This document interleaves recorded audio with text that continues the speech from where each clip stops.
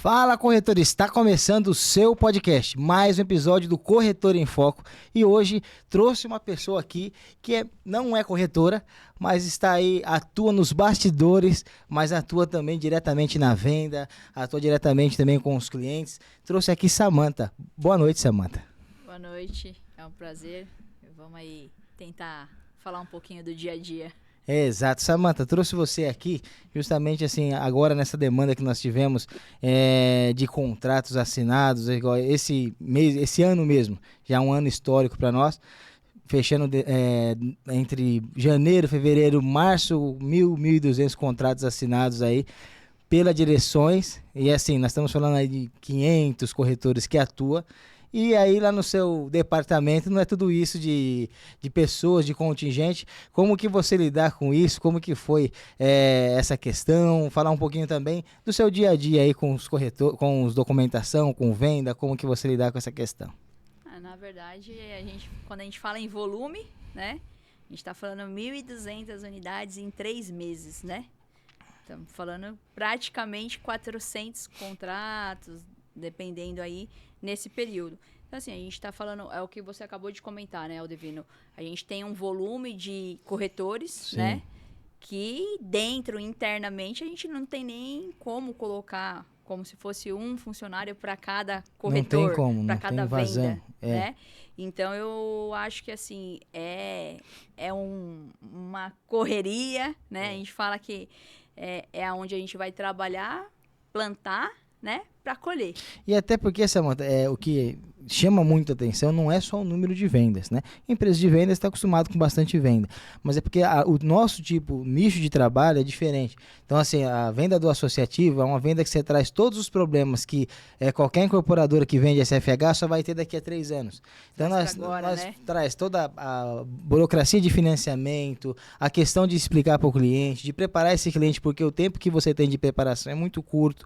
Sim. Então, isso daí traz também um volume de trabalho maior, porque temos que fazer uma venda, não que se a gente vender a SFH vai vender de qualquer forma, mas assim, eu acho que o volume de trabalho é maior por você ter que preparar o cliente em pouco tempo também, e ele tem que ter essa ciência. Na verdade a gente tem que ajudar o cliente, né? Exato. O papel ali da Secretaria de Vendas é exatamente isso, né? Ele vai ter que tirar as dúvidas, mas não é só tirar as dúvidas do que ele está assinando, do que ele está comprando, do que ele está querendo realizar, que na maioria dos casos é o sonho da casa própria, Sim. Né? Mas você tem que instruir, porque hoje, não vou dizer a maior parte, mas eu acredito que 60% a 40% é renda informal, né? É o cliente autônomo que não tem aquela... Exato. Renda formalizada mediante ao que a Caixa pede, né? Que a Caixa é o nosso foco hoje. Falando em associativo, é Caixa, só pode ser Caixa, que é 90% ou 95% do que nós vendemos nas direções. Exatamente. Né? Então, a gente tem que ajudar, porque o cliente desconhece. Na verdade, essa é a realidade, né? Então, o cliente não conhece o que ele precisa fazer para ele se formalizar mediante aquele processo de compra, né? Então, isso veio crescendo. Então, hoje a gente pode dizer aí que não está meio a meio, né? Mas está próximo. Então, a gente tem esse intuito de ajudar, porque é para concretizar, né? Então, quando o cliente chega lá com os extratos e tudo mais, é a orientação que a gente tem que dar. Então, o trabalho é um trabalho de formiguinha mesmo, né? Você atender, assinar, explicar e orientar. Então, eu não acabo só, atendi e fiz a assinatura de contrato. Não, eu vou orientar ele, preparar ele para entregar esse processo para assessoria de repasse. E até por isso que eu falo que isso aqui é direções, ela não é só imobiliária, ela acaba sendo uma house das construtoras. Exato. Porque ela não cuida assim, eu vendi, minha obrigação é vender, minha obrigação é fazer fluxo, trazer o cliente no plantão e vender. Então, dentro da própria direções, eu tenho um corpo de vendas que se preocupa com essa parte de vendas. Sim. E aí, por isso que até falei que você é responsável por tudo isso, que aí tem o seu departamento, que é o quê? É todo o outro restante que vai fazer de preparar esse cliente, né? Ver se de fato esse cliente está preparado, e se ele não estiver, o que fazer, como preparar, né? Arredondar esse processo para ele chegar o mais redondo possível na caixa, que dependendo do produto, nós estamos falando de 180 dias no máximo, né? Exato. Então, isso tem essa dificuldade, às vezes, de resolver isso, então não é só assinatura de contrato. Na verdade, eu costumo dizer que o ramo imobiliário, né? Assim como é a parte de corretagem também, né? A parte administrativa do ramo imobiliário, ela é carente de profissionais, né? Sim. Então, assim, hoje eu posso dizer lá que a gente tem uma equipe que a gente criou, né? Nos moldes que a direções se propôs a trabalhar, né? Assim foi comigo, né? A primeira funcionária da empresa que chegou lá, eu vinha de construtora, né? Então, a minha experiência não era na parte de vendas, porque, querendo ou não, o meu setor ele tem que estar interligado à venda. Você tem que né? ter um discurso comercial. Exatamente. Então, eu não posso pensar só administrativamente. Então, na maioria das vezes, as pessoas que vêm, quando vêm com algum conhecimento, ela vem mais na parte administrativa, mas eu também tenho que ser um pouco comercial, eu também tenho que entender dessa parte um pouco de repasse, né? Então, acaba, às vezes, faltando profissional. E eu vejo porque eu fui fazer o curso de pós em Direito Imobiliário e falta. As pessoas entendem que é um mercado bom, mas acabam não seguindo, né? E acaba não se aprofundando, né? Exato. Então, assim, quando a gente fala de profissional, de ter essa questão da pessoa ter o lado comercial, também é isso. Que você tem que preparar. Que normalmente o que acontece? Até para o corretor que está entender a esteira um pouquinho. Faz a venda, faz a proposta. Normalmente o que acontece? Estou falando de qualquer empresa. Sim. Né, que a gente olha aí fora. O corretor assina. Então não é feito um processo, tipo, que a gente chama lá aquele questionário, tire dúvidas e já De preparar, orientação, né? na hora que ele está assinando o contrato, esse cliente já está preparado. E aí que entra, que você tem que ter nessa explicação o lado comercial, mas mesmo você tendo o lado comercial, você vai ter que explicar a burocracia que ele vai ter e o que ele vai ter que fazer para não se chegar lá na frente e se atrapalhar financeiramente. E aí que entra o corretor, que fica aquela rivalidade, às vezes, o corretor, ou a secretaria de vendas, como é que... o cara quer derrubar minha venda, e aí fica essa questão que, na verdade, não é bem isso. Justamente para o cliente dele estar preparado para a compra. É para tentar deixar ele tranquilo, né? Porque, querendo ou não, esse cliente depois vai voltar para ele. Se tiver algo que ele falou de um jeito, a gente falou de outro e aconteceu diferente dos dois, esse cliente vai voltar para ele. E é aquilo que a gente fala, né? Hoje, a maior mídia, na minha opinião, para você atrair cliente é a rede social. Sim. E a rede social não deixa de ser um boca a boca. Isso. Então, se o meu cliente... eu não trabalhar da forma correta, ele não vai me indicar, ele vai tentar fazer totalmente ao contrário. E não é o intuito, né? Então, o intuito é trabalhar, obviamente, que é aquilo lá. É saber trabalhar a parte comercial, falar de uma forma certa, né? Mas sem deixar de falar. É exatamente isso. E agora, falando um pouquinho do seu trabalho dia a dia, acontece muito assim, vamos supor, o cliente acha que aquela documentação está correta. Essa documentação, vamos supor, agora nós estamos em época de imposto de renda, né? Melhor hora, né? Aí o cliente acha que assim, não, meu contador falou que eu tenho que declarar assim. Só que aí existe aquela coisa da Caixa, que a Caixa, alguns campos ela aceita, alguns campos não aceita. E aí, assim, não é que o contador está errado, mas para a Caixa não é aceito. E aí tem que ter essa parte de orientação. Isso verdade, acontece muito? Como que é essa questão? Acontece. Na verdade, o que a gente tem lá é o jogo de cintura, porque aí você vai ter que ter o jogo de cintura com o contador, com o cliente e com o corretor, com a área comercial. Porque cada um fala de um jeito, mas a gente tem que, normativamente, seguir o que a Caixa diz. Lembrando que também não pode se esquecer da obrigatoriedade da Receita. Porque eu também não posso orientar ele perante a Caixa e aí ele tem um problema com a Receita. Né? Exatamente. Então, a gente tem que ter esse jogo de cintura de conseguir entender, o contador está falando assim, se a gente não sabe, a gente se aprofunda com um contador que está acostumado com a parte de Caixa e IR, né? Mas, assim, graças a Deus, a gente está falando aí de 13 anos e sempre deu certo, a gente sempre fez o caminho certo, então a gente nunca teve problema, porque tem que ter. Eu falo que a gente tem que se preparar, estudar, estar apto. E o IR, eu acho que é o fator que hoje, é como eu falei no começo, ele está crescendo, né? Que o maior índice é cada vez mais profissionais autônomos. Então, é onde você tem que trabalhar, você tem que se preparar para saber de tudo. Por exemplo, o ano passado, ele tinha uma faixa mínima de distribuição de lucros para o empresário. Então, acima de 41 mil, ele tinha já a obrigatoriedade. Então, o MEI conseguia colocar a renda dele ali. Esse ano, o que eles fizeram? Porque eles estão fechando, né?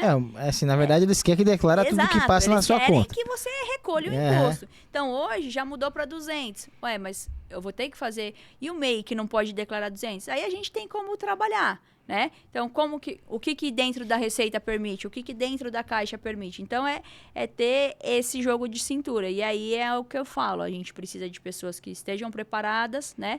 Lá, internamente, a gente tem um grupo de pessoas que estão preparadas, foram formadas nas direções, nesse ambiente que a gente fala de ter esse cuidado, né?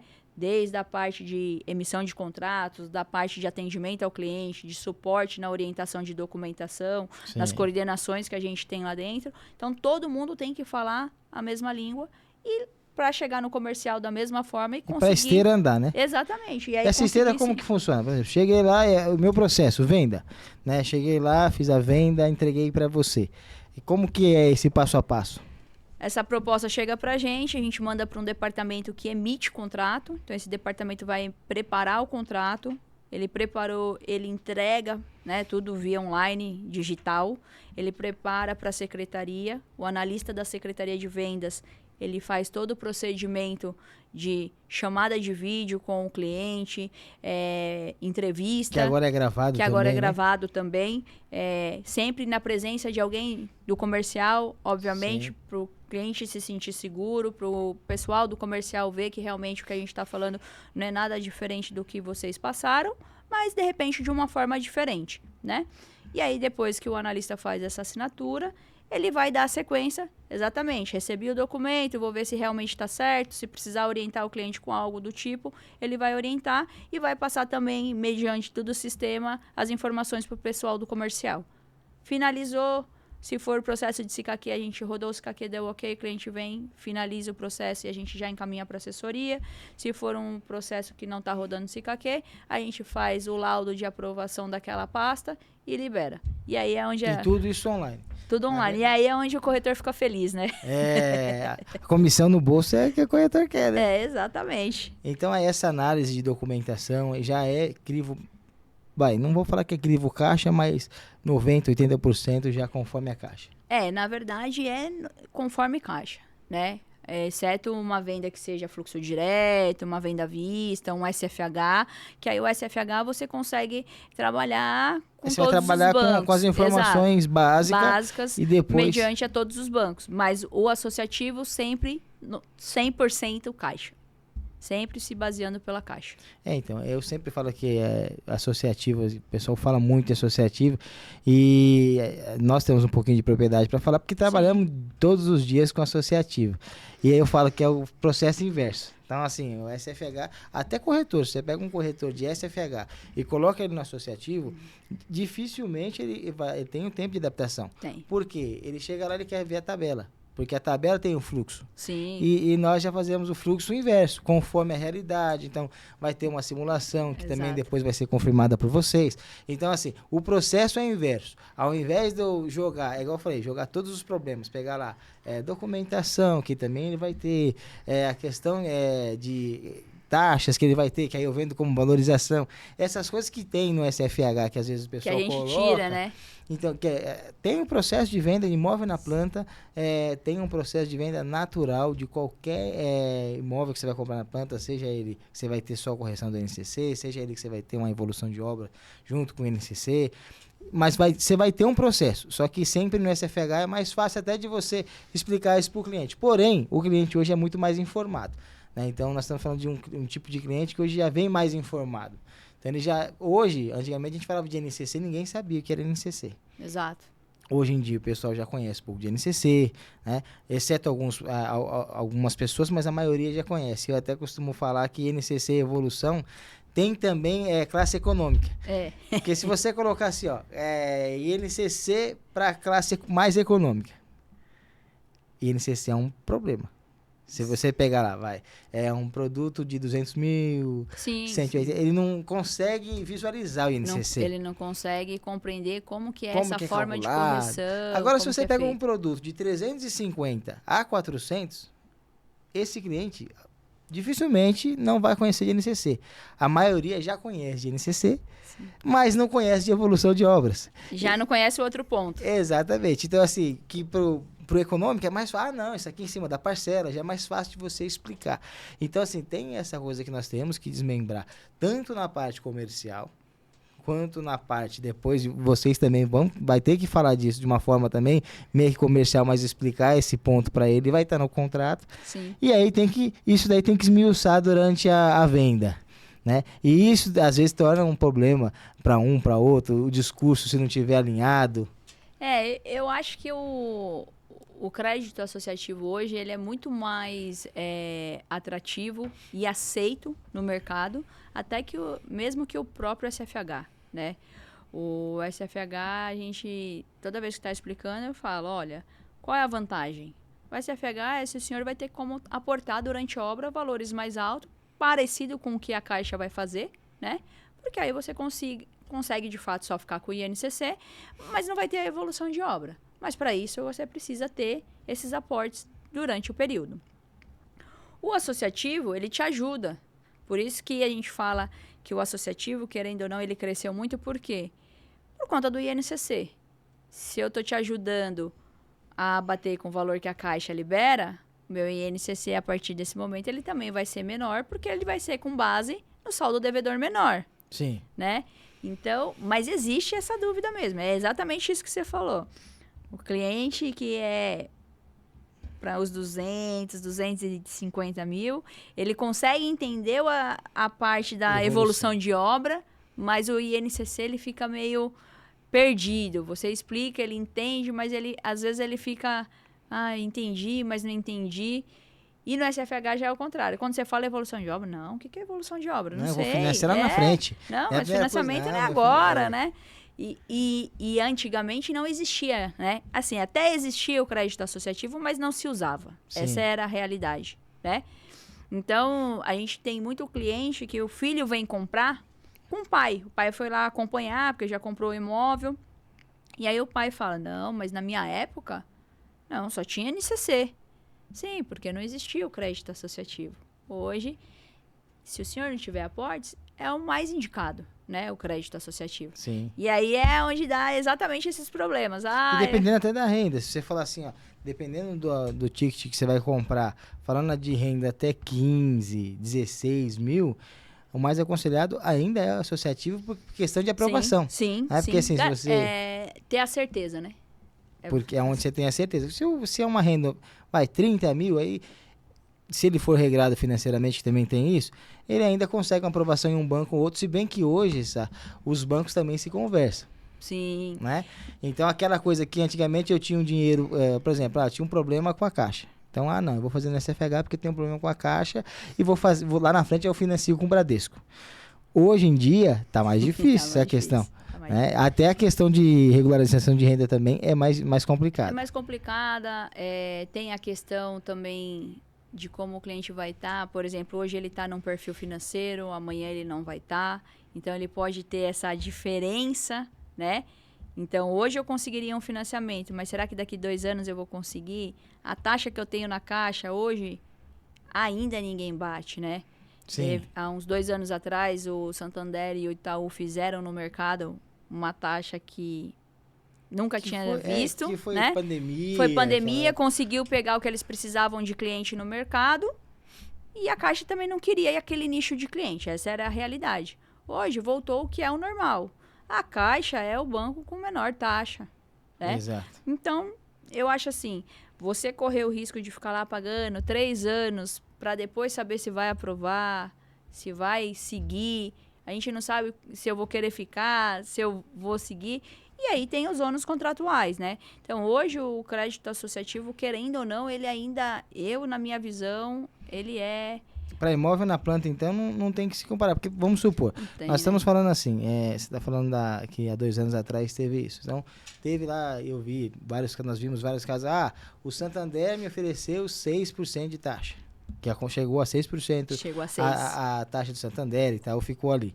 Só que assim, se o cara comprou 2 anos atrás para financiar hoje, ele já está com 13 de taxa. Então, quer dizer, para ele, Dobrou. ele teve. É igual eu tava. No episódio passado eu tava comentando disso, que assim, às vezes a gente vê corretor do nada, postando lá. Taxa da Selic caiu. Para imóvel na planta, taxa Selic não influencia. Aí, associativo, a taxa se mantém, mas nos outros, às vezes é até pior, porque Sim. a moeda está desvalorizando. E se a moeda está desvalorizando, pode ser que o custo da construção vai aumentar. Se a Selic caiu, a tendência do custo de construção para você ter que gastar mais, então o INCC vai aumentar. Mas assim, é lógico, para o cliente, se precisar usar um argumento de venda, para o corretor é legal. Ó, a taxa Selic, o momento de compra é agora. É agora, baixou, exatamente. né? Mas lá na frente o que vai refletir é outra coisa. Só né? que, então assim, esse nicho de cliente que você está falando, por exemplo, para imóveis pronto, eu acho legal, que foi o que aconteceu. Para quem comprou imóvel pronto com o Santander há 2 anos atrás, foi o melhor cenário. Foi o melhor cenário. Hoje, mesmo sendo SBPE, eu acho que a Caixa não tem comparação ainda, né? Não tem.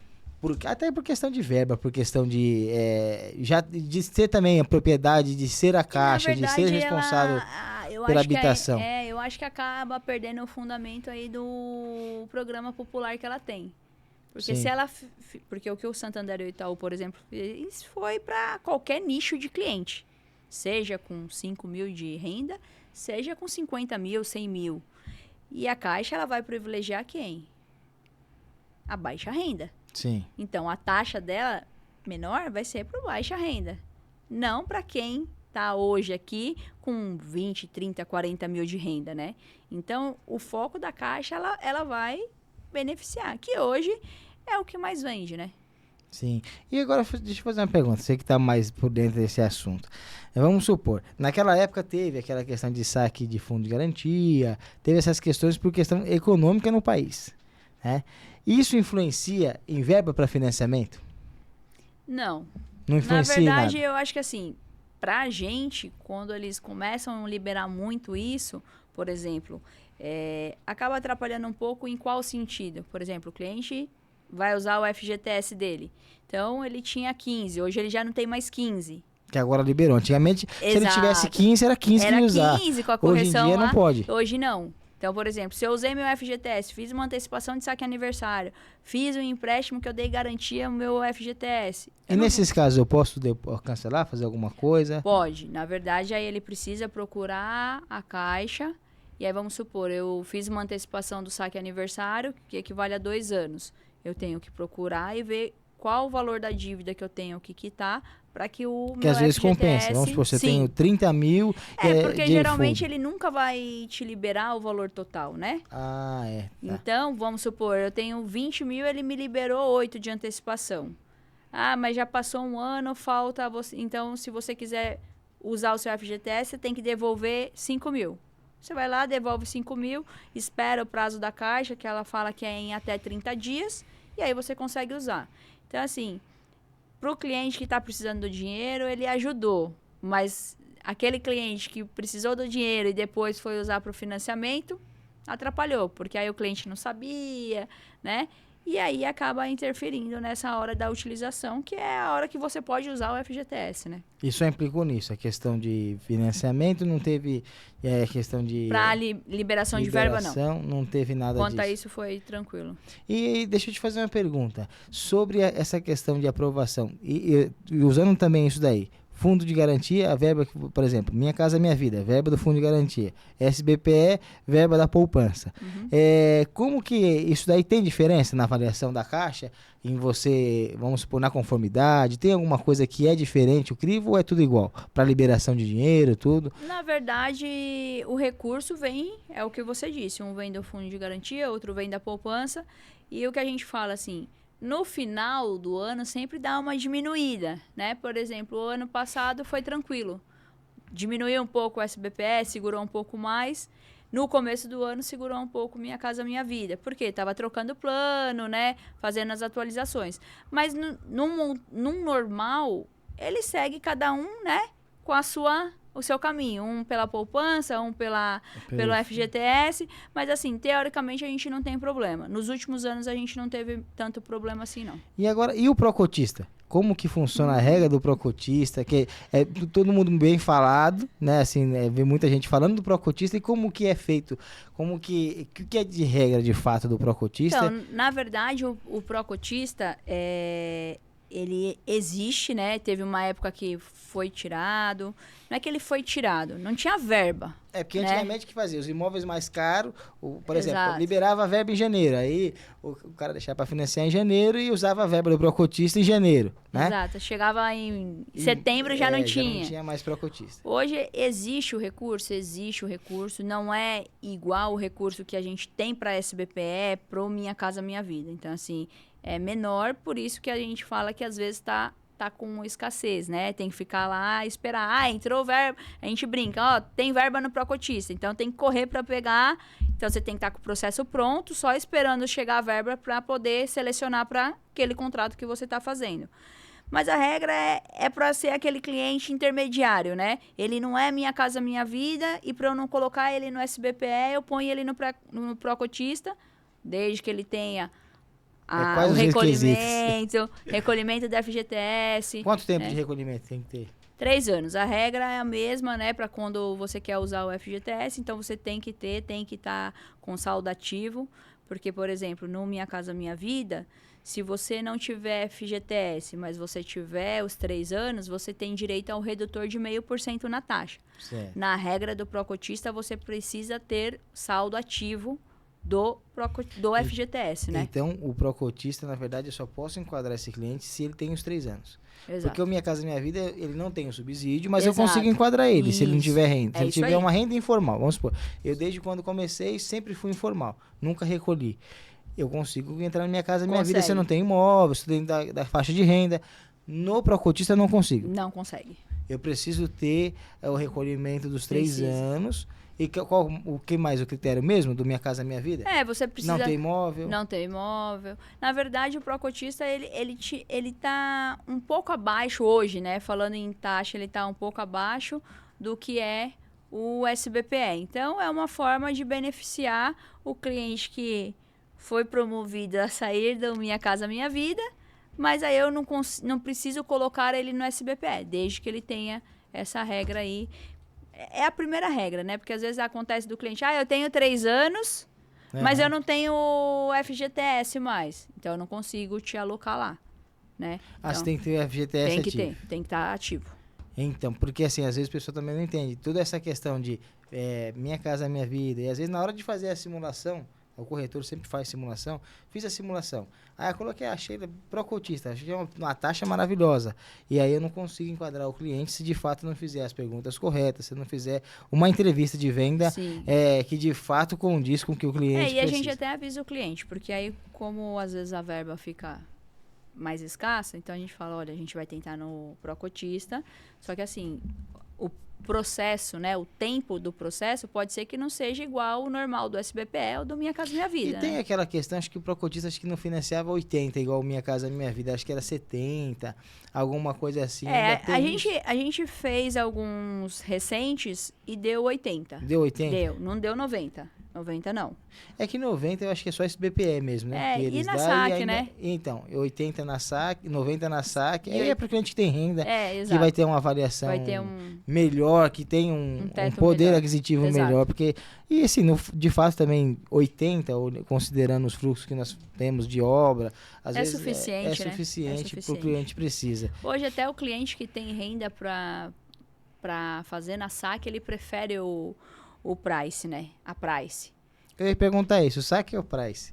O que você recomenda aí? Eu sempre falo pro cliente na mesa. Quando o cliente fala assim, qual a diferença? Eu falo, aí eu transfiro para ele. O que você pensa do seu contrato de financiamento? Você prefere ir pagando ele, tem na cabeça de pagar mesmo os 360 meses? Ou você pretende antecipar? Isso você já tem para você. Eu pretendo antecipar. Eu falo price, porque você já vai ter uma diferença de parcela. De início, né? De início, que na saque, vamos supor, eu pagaria 2.000, na Price eu vou pagar 1.700, 1.600. Então, se você for financeiramente disciplinado, você vai ter mais 300, 400 reais que você vai ter por mês que vai estar sobrando. Que é para você pagar um condomínio, Exato. que é para você se organizar, e a tendência da sua renda já é ter um certo aumento. Um aumento. E aí, por mais que você já estava somando, eu estava na cabeça que eu ia fazer saque. Então, esse dinheiro que você estava pensando na saque que vai sobrar, você guarda e vai amortizando. Então, teoricamente, se você estava projetando em quitar em 10 anos, de repente você quita em 5, em 7. Tem um cliente que fez isso, né? O cliente falou, consegui fazer. Mas que dificilmente, depois, assim, no começo é muito mais muita apertado. informação. Exato. E aí eu até costumo falar que a gente precisa se acostumar também com a dívida. Né? O brasileiro tem muito disso.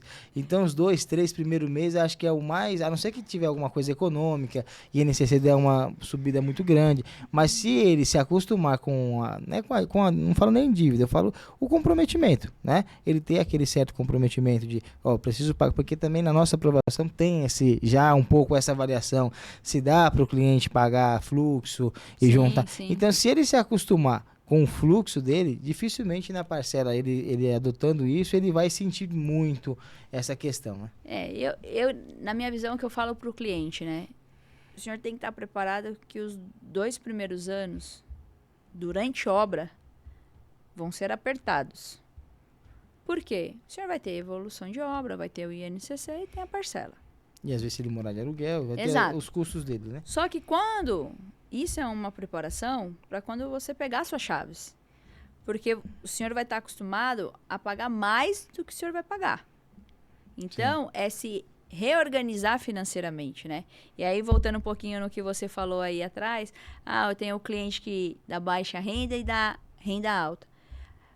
O que eu estava até conversando com o nosso presidente Alain, esses tempos atrás, que a maior índice de aprovação estava saindo na baixa renda. Por quê? O que a gente percebeu? O pessoal com a renda maior está gastando mais. E aí, automaticamente, ele tem mais endividamento. Tem mais crédito. Ele tem poder de crédito. Aí empresta o nome, exato. Às vezes, né? Então, ele tem o poder de crédito, mas ele também está comprometido financeiramente. E na hora que a gente vai rodar, às vezes dá a negativa. Aí você fala, como pode, por exemplo, um cliente de 30 mil não aprovar? Não pode, porque aí o comprometimento dele está alto. Assim como ele ganha alto, ele gasta alto, né? Então, tem essa questão também. Que aplica a regra dos 30%. Exato. Né? A avaliação do banco é números, né? E aí, acho que para o corretor de imóvel aí, vale uma dica, né? Hoje, o maior índice de aprovação com diferença, de reprovação, é o cliente que gasta no cartão. Então, o que o cliente gasta no cartão, por exemplo? Eu tenho uma renda de 5 mil. Só que o meu cartão tá no meu nome. É 12 mil. Eu empresto para minha mãe, para o meu pai, né? Para minha sogra, para minha irmã. Só que aí tá no seu CPF. Então, lá vai bater que você gasta 7 no cartão. Mas você ganha 5. Como que você gasta 7? Como que você gasta 7 se você recebe 5 bruto, né? Então, esses dias mesmo eu estava falando com uma cliente, aí eu falei, olha, você tem capacidade, mas precisa ver o que você tem de comprometimento. Não, eu não tenho nada, eu não tenho empréstimo, eu não tenho financiamento. Eu falei, então, a Caixa, ela busca Bacen, que é o que você falou há pouco. Os bancos estão se conversando através da onde? Do Bacen. Então, você jogou no sistema, é o que eu costumo brincar com o cliente. Não é pessoa, não é pessoal. É um robô. Ele foi alimentado com uma regra de puxar ele no mandou Bacen. Um alerta, falou, exato. É o seguinte, esse cara que tá tá lá no Bacen, ele vai receber. E aí eu falei, cartão de crédito. Aí quando eu falei cartão de crédito, ela falou, já entendi. Ela falou, já sei o que é. É o cotidiano, né? Porque é o cotidiano. Então, por exemplo, tem cliente que fala assim, olha, eu sou professor de música. Eu peguei um dia e ele falou assim, só que eu dou aula na casa dos alunos. Então, eu tenho que ir me locomover de um lado para o outro e a gasolina eu vou colocando tudo no cartão. Então, por exemplo, só de gasolina ele gastava R$ 2.000, né? Que era um reembolso depois. Mas ele tem uma dívida lá de 2.000 só naquele cartão, né? E por mais que esse reembolso venha, não vai vir. Exato. É considerado como uma dívida, né? Exatamente. Então, ele vai entender que ele tem já aquela dívida de 2. Agora, duas coisas. Você citou esse assunto de teve clientes. Primeira coisa, na entrevista, já tem casos que o cliente pergunta, e a minha garantia de aprovação? Como que você... No cliente que não é SKQ. O cliente que é SKQ vai rodar o SKQ e depois vai liberar pagamentos. Mas o cliente que nós estamos falando é cliente de lançamento. E ele tem muito essa questão. Será que eu não vou ser aprovado? Como que eu vou fazer? O que que a gente faz com esse cliente? Então, na verdade, a gente é bem transparente. O que que a gente fala para ele, tá? A gente vai te orientar, né? A gente já vai fazer essa análise, pré-análise que a gente fala nesse momento, mas existe a sua responsabilidade. Eu te garanto de 80% a 90%, se você manter as suas condições. Sim. Só que o senhor tem lá os seus 10%, 5%, né, de responsabilidade. Por quê? Tá tudo certo. Como já aconteceu com a gente lá. Na hora de rodar a aprovação oficial da Caixa, aparece uma restrição. Cliente, esqueci, não sabia, mas isso atrapalha. Então, por isso que a gente fala, a gente vai te garantir aí 90, 95, mas depende. Vai precisar de manter você. o que você está apresentando. Porque... E às vezes essas coisas também que é Exato. obscura. Por exemplo, cartão de crédito, não tem como você avaliar. Não tem como saber. Você avalia a renda, você avalia Exato. As coisas que a Caixa vai avaliar, mas o que é interno... E as próprias pessoas, clientes, né, eles não entendem que o cartão de crédito, ele é um endividamento. Porque quando você fala de cartão, o cliente fala, não parcelei nada. Eu pago minha fatura em dia. Mas o problema não é você renegociar ou pagar em dia. É que se você pagou ou renegociou, existe um valor que compromete a sua renda. E quando esse cliente ele é reprovado, o que a gente faz? Cancela o contrato? Como que faz? Não, na verdade a gente tem a opção de, junto à Caixa, o cliente vai até lá, por se tratar de informações sigilosas. Que tem hoje sigilo bancário, Exato. essas coisas. É a lei LGPD, né? E aí o cliente vai até a Caixa e verifica o que pode estar impactando. Dentro da opção, que na maioria das vezes hoje é o que eu citei, é o cartão de crédito. Não tem jeito. Sim. 90% é cartão de crédito. E às vezes você consegue enxergar isso já na resposta da Caixa? Na própria conversa com o cliente. O cliente voltou lá para eu dar a notícia, tentar entender com ele. Aí ele fala, olha, geralmente o que o pessoal tá falando que dá lá na Caixa é cartão, não tem mesmo, tem certeza? O senhor não esqueceu algum cartão que existe que o senhor emprestou para alguém, não tá nem com o senhor? E aí, às vezes, o cliente nem vai, porque ele mesmo fala, não, meu cartão, 5 mil. Minha renda é 7, mas eu gasto 5. Então, o que a gente orienta? Olha, o senhor zera o cartão, daqui 60 dias, que é o prazo que sai do Bacen o endividamento, o comprometimento, a gente tenta de novo. Então, assim, a gente dá a opção para o cliente do caminho a seguir, né? Seja ele reprovado, seja ele, ou de repente, ele está com uma restrição, a gente dá um prazo para ele regularizar, ou com diferença, e o que mais né? reprova hoje é o quê? Endividamento? Endividamento. Ou... O que está acontecendo muito é dívidas baixadas com prejuízo. Então, por exemplo, fui lá, fiz uma negociação em algum banco ou mesmo na Caixa e está lá em aberto no Bacen. Ele não quitou, né? Ele não está no Serasa, né? Porque as pessoas falam, mas não tenho nada no meu nome. Eu puxei o Serasa, meu nome está ok. Tá tudo mas certo. não, Meu score tá meu score 700. tá alto, né? Então, na verdade, não é só o nome, né? A questão do nome estar ruim.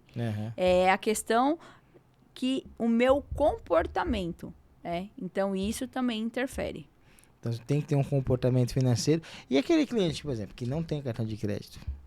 Cliente não tem nada. Só que ele só compra à vista. Ele recebe o dinheiro da firma e ele paga tudo à vista. Aquele cara, não, eu não quero fazer tudo à vista para não ter problema. Então, é até um bom cliente. Só que ele acaba tendo O banco não problema. consegue visualizar como ele é porque ele não tem histórico de comprometimento. E existe reprovação também por isso? Existe. E aí o que a gente orienta é abrir a conta na Caixa, né? fazer um cartão bem baixo ou uma capitalização, algo do tipo, para que o banco consiga enxergar ele para saber se ele é um bom pagador, né? Se ele tem um histórico de bom pagador ou não. E falando em Caixa, hoje ela também tem, hoje mais do que nunca, a Caixa também está praticamente igual aos bancos privados, né? Se você tem um certo relacionamento, você vai ter mais, assim, a chance de aprovação é maior, né? Então, hoje existe o relacionamento. A Caixa quer ter você como cliente. Eu acho que todo banco, né? Uhum. Ninguém quer te emprestar um dinheiro mas falando, e não ter nada, exato, né? Mas Então, falando em Caixa, que antigamente a Caixa era mais habitação, né? E agora não. Não quero relacionamento, né? Faça o financiamento e faça ok. o financiamento. Hoje em dia ela quer Hoje ela valoriza essa questão de ter o relacionamento, né? Então, hoje, quando você vai financiar, já se abre uma conta, né? Tanto a parte da evolução de obra como depois morando, é débito automático. Que já ela já está te que já tá te dando como um e relacionamento. Se você fizer portabilidade, baixa taxa. Então, tudo isso ajuda. Por quê? O intuito dela não é só eu te dar crédito. Eu quero você aqui. Eu quero tirar você do Santander, tirar você do Itaú e vir pro meu banco, para mim, né? Agora vamos entrar um pouquinho na questão da mais prefeitura, essas coisas. Por exemplo, hoje em dia prefeitura, governo tem o Casa Paulista. Certo. Né? Que hoje em dia não tem muito mais aquela verba de CDHU. Exato. E eles estão mais investindo na questão do Casa Paulista, daquela verba de subsídio que tem. E assim, existe tanto essa verba, quanto também existia, não sei se ainda tem, porque não ouvi mais falar, mas também teve uma época que falava muito daquele programa para quem trabalhava na segurança pública. Ainda existem esses programas e como que se adapta com isso dentro do financiamento? Na verdade, o Casa Paulista está crescendo, né? Sim. Os municípios estão aderindo isso, né? Por exemplo, a gente fala lá que é o nosso forte, Carapicuíba, Osasco, né? Então, isso está ganhando força e ajuda, porque você imagine lá um cliente com uma renda de R$ 2.500, que além do subsídio da Caixa, ele tem 13 mil de subsídio do município. Então, esse cliente, ele consegue comprar tranquilamente, né? E aí, a gente está falando comprar no período obra e depois pagar o seu financiamento. Porque ele ganhou, dependendo, 25, 27 mil de subsídio, Sim. né? Então, para o cliente, isso ajuda bastante, né? Uhum. Então, isso faz com que ajuda. Agora, por exemplo, esses benefícios que a Secretaria de Segurança Pública dá, né? Existe. Mas, assim, o problema é que existe a burocracia, que isso só, por exemplo, o funcionário indo no departamento, fazendo a inscrição, ele vai ter uma carta onde ele pode comprar qualquer empreendimento e na hora que tiver aprovado o crédito dele, for emitir o contrato, esse trâmite todo, a gente... Então, na verdade, ele tem que vir com o cliente tem que vir com essa liberação pra gente, na verdade. Na verdade é uma inscrição. Sim. Por exemplo, o Casa Paulista também é inscrição, mas a gente consegue fazer. O Casa Paulista você já faz ali na hora da crítica do contrato. A mesma coisa, esse da segurança pública. Por quê? Ele vai lá, vai se inscrever, vai ter direito. Só que a gente precisa ver o que já aconteceu. Hoje, eu acho que a gente só conseguiu fazer 2 casos até hoje. Por quê? Nunca tem verba. Que é a questão da verba. Né? E aí também tem, exatamente. E tem a regra, por exemplo. Às vezes a gente recebe policial ganhando 9 mil e ele quer se encaixar. Só que é 9 mil ele mais a esposa. Então é renda familiar. E aí a renda familiar já ultrapassa. Então eles às vezes também não sabem, eles não são tão informados de como funciona, né? E isso é uma informação que só tem para eles, né? Porque não é para todos os clientes, né? Então já é mais específico. Então a questão do subsídio Casa Paulista dá para fazer, vocês mesmos fazem. Agora se for uma outra questão já não dá. Depende. Agora, funcionário público ainda tem aquele redutor que tinha na taxa, essas coisas. E tinha uma questão de redução de taxa para funcionário público. Hoje quando você faz a simulação, ela não muda para você essa questão. E isso é na hora do contrato com o gerente da Caixa, que ele vai entrar e vai verificar se o sistema libera algum desconto a mais. Né? Eu pergunto isso porque, por exemplo, é uma pergunta que às vezes a gente faz, assim, como o nosso processo é a simulação. Sim. Então, se eu atendo um cliente da segurança pública, a primeira coisa que ele vai fazer é falar do Habite Seguro lá. Exato. E se é o cliente que ele é funcionário público, ele vai falar que ele tem um redutor, que às vezes o Banco do Brasil oferece uma taxa diferente para ele. E aí, o corretor em si, nessa hora, para ele se administrar e sabe, ele tem que conhecer um pouco do que?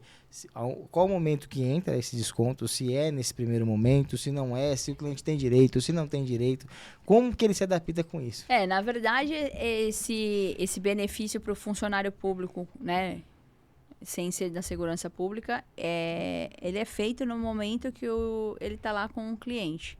Né? A gente vai fazer toda a parte do processo igual o corretor fez lá dentro do sistema da Caixa na simulação, mas o gerente que vai verificar o que ele consegue. Então, por exemplo, minha mãe é funcionária pública. Então, quando eu fiz o financiamento dela, a simulação foi normal. Não tinha desconto nenhum. Uhum. Quando eu cheguei para assinar o contrato dela, na mesa o gerente falou, olha, realmente está liberando aqui, mas isso é na hora, né? E aí é uma coisa gerencial, né? É que é o gerente que tem ali naquele momento o caminho para fazer, né? Falando em gerente, existe ainda aquela aprovação gerencial ou não existe mais? É tudo via sistema hoje, falando de caixa? É sistema. O que existe gerencial quando a gente fala após a conformidade na entrevista, se o gerente verifica que tem algo que ele suspeita, por exemplo, a Samantha veio fazer a entrevista, ela apresentou uma renda de 10 mil, mas na entrevista ela me falou que a renda dela, quem coloca lá é o pai dela, ela escapou, né? Então, a entrevista que existe é exatamente para isso, é gerencial para isso, né? Entendi, mas vamos supor, fui reprovado, foi aprovado com diferença, aí, eu sei lá, vou na caixa falar com o gerente para conseguir, que seria normal de qualquer banco o gerente assinar, né? Vamos supor, um crédito para você. Isso não existe mais. Não, é tudo via sistema, né? Hoje, por exemplo, se você vai tentar fazer uma aprovação dentro de uma agência, ela vai te indicar um correspondente, né? A agência, ela não atende cliente para fazer a aprovação. O que ela vai fazer se tiver alguma coisa de relacionamento, algo do tipo que ela possa te orientar. Exato. Por exemplo, olha, eu tô vendo aqui que era o seu cartão. Então, você faz assim, ela pode te orientar e falar, olha, abre a conta, movimenta a conta aqui para ver como que o seu histórico vai ficar. Porque pra gente aqui, o seu histórico não tem histórico, né? Você compra tudo à vista, por exemplo. Você não tem um endividamento, não tem um carnê, né? Você não a tem gente nada. brinca. Parar o carnê na Casa Bahia, não né? tem nada. Como que eu sei que você é um bom pagador, né? Então, é nesse sentido. E aí, orientar da melhor forma possível, né? Sim, e na verdade assim, aí então essa esteira, você vê como que é legal, né? Você vê, fala de esteira de venda, nós temos que conversar conforme a secretaria conforme o comercial, mas que depois a secretaria tem que conversar conforme o correspondente, que vai conversar conforme a caixa. Então, quer dizer, é uma esteira legal de a gente entender, do corredor entender esses processos. É uma sequência, né? Por isso que a gente tem que, é o que eu falei no começo, né? A gente tem que sempre tentar falar da mesma forma. Tudo bem que o corretor vai falar mais comercial, sim, eu não vou falar tão comercial, e a assessoria ela vai falar muito mais caixa do que comercial e administrativo, mas que no fundamento final todas as informações sejam as mesmas. E agora, o que o cliente pega quando ele vai assinar com a Caixa? Ele pega de fato a escritura dele? O que ele pega? Ele assinando com a Caixa, no crédito associativo, né? Hoje, qualquer contrato de financiamento imobiliário, ele tem força de escritura pública. Então, a partir do momento que ele assinou com a Caixa, né, ele vai ter o imóvel dele registrado. No caso do associativo, ele vai ter a fração, porque o imóvel não está pronto. Então, ele vai ter o registro da fração. A hora que o imóvel recebe o habite, né? É preparado pelo cartório, a construtora dá entrada no cartório para tirar a matrícula individualizada, sim, que a gente costuma brincar que é a certidão de nascimento do apartamento. A partir dali, ele vai ter a escritura oficial do apartamento, mas a escritura durante a obra ele já tem, só que da fração ideal e não do apartamento como um todo, porque ainda não está pronto. Mas isso para desmembrar depois tem algum custo ou é tudo feito... Geralmente existe o custo da individualização de matrícula. Geralmente, arredondando em torno de 1% do valor da venda. Entendo. Não, assim, esse processo, por exemplo, até da matrícula depois de individualização, essas coisas, é legal a gente saber porque no processo da venda, às vezes vamos supor, atendi o cliente hoje, né? Aí fez ganhou a escritura, vamos supor. E aí quando chega lá tem essa individualização da matrícula e o corretor nem sabe o que é isso aí, se ele já pagou a escritura, né? O que é cobrado nesse momento. Então, na verdade, o que acontece, o que a gente sempre explica para o cliente o senhor não vai pagar a escritura como um todo, por conta que o senhor está fazendo uma escritura de fração. Sim. Aonde ela vai se concluir? No momento que o imóvel estiver pronto. Por isso que a gente calcula em torno de 1%. Aí o cliente fica meio confuso, às vezes, entende, mas é onde vai finalizar, né? A hora que você receber a sua matrícula individualizada, você entende, né? Os clientes entendem, agora entendi, ele está pronto, já sei que agora, é meu. Agora vai Porque, sair. Às vezes, fica confuso para o cliente, por exemplo, ele entender... Ué, mas o apartamento não está pronto, o que eu estou escriturando? Não tem nada, né? Às vezes o cliente fala, olha, o senhor está escriturando já a fração ideal, né? Sim. E depois vai vir a confirmação do apartamento. Por isso que a gente não recolhe-se agora todo o valor da escritura por conta dessa questão da individualização. A gente pergunta essas coisas porque, por exemplo, para nós estamos lá no bastidor, já observando mais, igual hoje, nós podemos avaliar até porque hoje a gente não vai mais na Caixa o nosso cliente. Então, a Caixa vem até nós, né? Vem até o nosso escritório fazer assinatura de contrato, de financiamento. O cartório vem fazer assinatura de recolhimento de registro TBI, tudo ali com a gente ali, no nosso escritório. Então, assim, isso hoje é um diferencial. É uma comodidade, né? Exato. Porém, assim, os corretores têm essa dificuldade de explicar o know-how que a empresa tem, aonde a empresa chegou, né? Então, trazer a Caixa, trazer comodidade, até porque alguns clientes ainda não gostam muito de ir até a Caixa.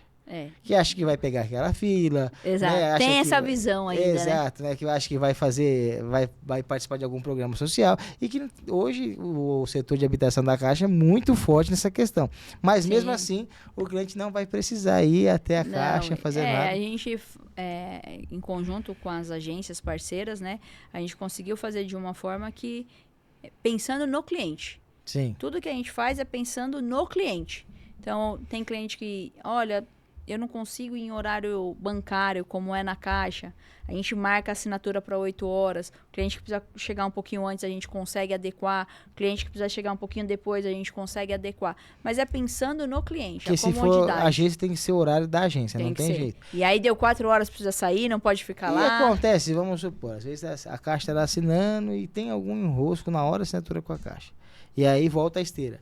Então, assim, volta para você que é a ponte entre o comercial e entre a assessoria e entre a Caixa. Exato. E acontece de chegar, de voltar essa esteira e você ter que, na hora da assinatura com a Caixa, ter que replicar alguma coisa que já foi explicada. Acontece. Não, acontece. Acontece, assim, é raro, né? Mas já aconteceu, por exemplo, o cliente está lá para assinar com a Caixa e falar, eu não vou assinar. Passou por todos os processos, né? Todos. Entrevista. Tudo. O contrato formulário. dele em cima da mesa, ele falou assim, não vou assinar. Não vou assinar porque, não quero, ou pensei melhor. Mas aí é uma decisão do cliente, né? Mas já aconteceu. Como aconteceu também, não lembro, o corretor não me falou da escritura. Só que o corretor falou... Que é a hora da verdade, a hora que ele vai ter que pagar mesmo, né? O corretor falou, o jurídico falou, a assessoria falou. E aí, na hora que ele chegou lá, falou, ninguém falou, não estava sabendo. Eu não sabia que tinha esse valor para pagar. Mas é normal, né?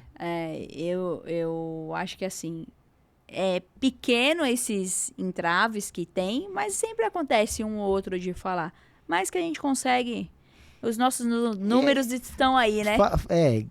Graças a Deus foi muito bom no passado e esse ano promete aí novos recordes. Já tá quase igual ao ano passado. Exatamente. Agora falando na questão do cartório também, tem uma dúvida também que o pessoal pergunta muito.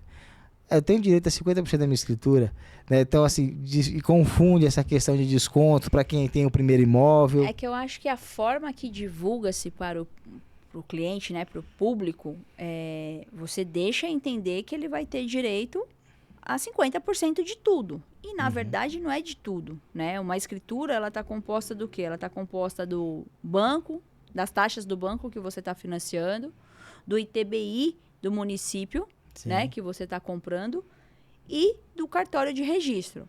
Então, essa parte, se eu tiver um desconto, aonde ela se aplica? Na parte do registro de imóveis.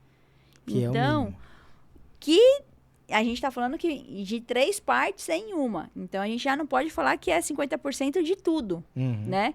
Então, aí, às vezes, o cliente chega e fala, não, mas eu li, tá aqui E a o mais lei. caro desse é o ITBI. Geralmente é o ITBI. Uhum. Na maioria das localidades ainda é o ITBI. Samantha, o horário foi embora. Foi embora. Já passou-se aí o tempo aí, né? Mas foi muito proveitoso. Acredito que você tem que voltar outras vezes aí para esclarecer mais aí.